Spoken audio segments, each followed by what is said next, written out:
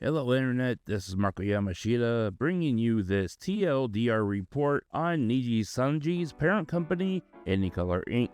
On June 10th, 2026, Anycolor's full revenue totaled approximately 55.68 billion yen, which beat their internal forecasts even after it was revised down in Q3.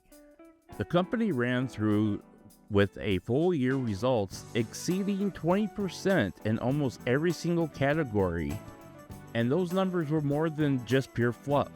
Now, the Q4 numbers themselves were largely expected to be given a telegraphed downward revision and a write-down, which was disclosed in Q3. However, despite the negative year-on-year numbers for Q4, the underlying business model presented during this past fiscal year increased in growth, with Q4 numbers basically in line with expected forecasting, despite the negative gross margin reflecting the entire write-down, which impacted their business by completely flushing it out of the system so they do not have to pay on this at a future date.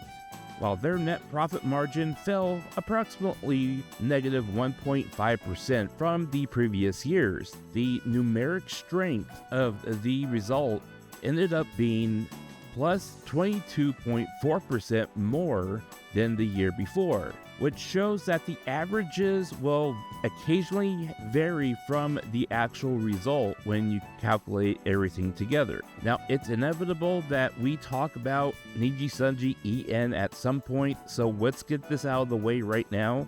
Their year-on-year revenue generation shrank massively.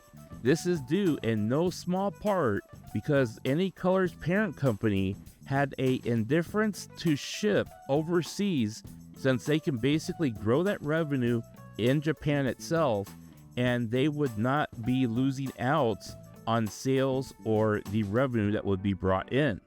As you can see here, revenue by group reflects that there is now a 96.4% revenue capture in their home territory market, whereas the EN and other markets now are only pulling in 3.6%, thanks in part to avoiding the shipping tariffs and cost to offer their product in those regions. Now, the outlook guidance that I have seen a lot of people talking about looks very bleak, but this is on purpose. The reason why they are calling these numbers a conservative forecast for this year is a reflection on the company that is increasingly being examined and mandated to conform to new labor laws, which I've covered on my channel here in previous videos. Otherwise, they would be paying for substantial penalties like what happened with Cover Corporation a few years ago.